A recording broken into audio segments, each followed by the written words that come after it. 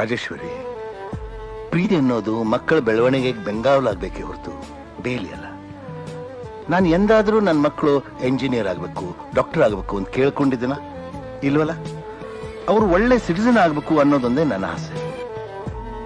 ಅವರಲ್ಲಿರೋ ನಯ ವಿನಯ ನೋಡಿ ಯಾರಪ್ಪ ಇವರನ್ನು ಹೆತ್ತೋರು ಅನ್ಕೋಬೇಕು ಅಷ್ಟೇ. ನಿನ್ ಮಗನಿಗೆ ಹೇಳು, ಗೋಡೆ ಹಾರೋದು ರಾಮ ಅಲ್ಲ ಹನುಮಂತ ಅಂತ. ದೇವ್ರ ಹತ್ರ ಏನ್ ಕೇಳ್ಕೊಂಡೆ? ಪರವಾಗಿಲ್ಲ, ಹೇಳು. 7 ಜನ್ಮಕ್ಕೂ ನಿಮ್ ಹೆಂಡತಿನೇ ಆಗಿರ್ಬೇಕು ಅಂತ ಕೇಳ್ಕೊಂಡೆ. ಒಂದು ಜನ್ಮಕ್ಕೆ ಇಷ್ಟು ಕಷ್ಟ ಪಡ್ತಿದೀಯ, ಇನ್ 7 ಜನ್ಮ ಯಾಕೆ? ಯಾಕ್ರಿ ಹಾಗೆ ಹೇಳ್ತೀರಾ? ನಾ ಯಾರನ್ನ ಸುಖವಾಗಿಟ್ಟಿದ್ದೀನಿ ಹೇಳು? ನಮ್ ತಾತ ಸೈಕಲ್ ಹೊಡಿತಿದ್ರು, ನಮ್ಮ ಅಪ್ಪ ಸೈಕಲ್ ಹೊಡಿತಿದ್ರು, ನೀನು ಸೈಕಲ್ ಹೊಡಿ ಅಂತ ಹೇಳ್ತಿದ್ದೀನಿ ಹೊರತು ಇವನ್ಗೇನಾದ್ರೂ ಒಂದು ಬೈಕ್ ತೆಗಿಸ್ಕೊಟ್ನಾ? ತಗೋ ಮರಿ. ಹೆಣ್ಣು ಮಕ್ಕಳಿಗೆ ಏನೇನೋ ಆಸೆ ಇರುತ್ತೆ.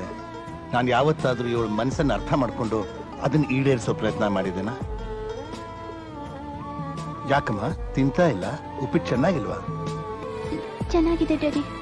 ನಾನೇನೋ ಯಾವ್ದೋ ಜೀನಿಯಸ್ನೋ ಸೋಡಾ ಬುಡ್ಡಿನೋ ತಂದು ಇವಳಿಗೆ ಕಟ್ಬಿಡ್ತೀನಿ, ಇನ್ನೊಂದು ವೇಸ್ಟ್ ಕ್ಯಾಂಡಿಡೇಟ್ ತಂದು ಇವನಿಗೆ ಕಟ್ಬಿಡ್ತೀನಿ. ಇವರಿಬ್ರು ಹೊರಟು ಹೋದ್ಮೇಲೆ ನೀನ್ ತಾನೇ ನೋವು ಅನುಭವಿಸೋದು. ನಂದೇನೋ ಕೆಲ್ಸಕ್ಕೆ ಬಾರದ ಪ್ರಿನ್ಸಿಪಲ್ಸು, ಬಣ ಜನ್ಮ. ನೀ ಅದನ್ನೆಲ್ಲ ಸಹಿಸ್ಕೊಂಡು ನನ್ನ ಜೊತೆ 30 ವರ್ಷ ಸಂಸಾರ ಮಾಡಿದಿ ಅಂತಂದ್ರೆ ನಿನ್ ಸಾಧನೆ ಬಹಳ ದೊಡ್ಡದು.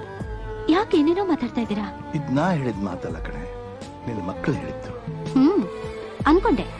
ಏನೇ ರಾತ್ರಿ ನಿನ್ ಊಟ ಹಾಕ್ಬೇಡ ಅಂದಿದ್ದಕ್ಕೆ ಇಷ್ಟು ಮಾತಾಡೋದ? ನಿನ್ ತಂದೆ ಹಾಗೆ ಹೇಳಿದ್ದು ನೀನ್ ಶಿಸ್ತನಿಂದ ಇರ್ಲಿ ಅಂತ.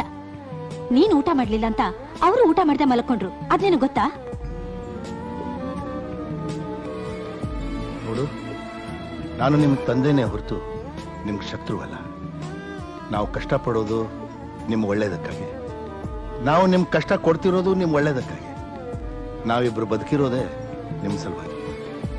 ಹಿಂದಿನ ಕಾಲದಲ್ಲಿ ರಾಜರು ಸಾಯೋದಕ್ಕೆ ಮೊದಲು ತಮ್ಮ ಬೊಕ್ಕಸದಲ್ಲಿರೋ ಹಣನೆಲ್ಲ ದಾನ ಮಾಡಿ ಕೊಟ್ಟು ತಮ್ಮ ಮಗನಿಗೆ ಒಂದು ಕತ್ತಿ, ಒಂದು ಕುದುರೆಯನ್ನು ಕೊಟ್ಟು, ನೀನು ನಿಜವಾದ ಕ್ಷತ್ರಿಯನಾಗಿದ್ರೆ ಆ ರಾಜ್ಯನ ಸಂಪಾದನೆ ಮಾಡ್ಕೊಂತ ಹೇಳಿ ಸಾಯ್ತಿದ್ರು. ನಾನು ಕತ್ತಿಯ ಬದಲಾಗಿ ವಿದ್ಯೆ, ಕುದುರೆಯ ಬದಲಾಗಿ ಗುಣನ ಕೊಟ್ಟಿದ್ದೀನಿ. ನಿಮ್ಮಲ್ಲಿ ಸ್ವಾಭಿಮಾನ ಇದ್ರೆ ನಿಮ್ಗೆ ಏನ್ ಬೇಕೋ ಅದನ್ನ ಸಂಪಾದನೆ ಮಾಡ್ಕೊಳ್ಳಿ.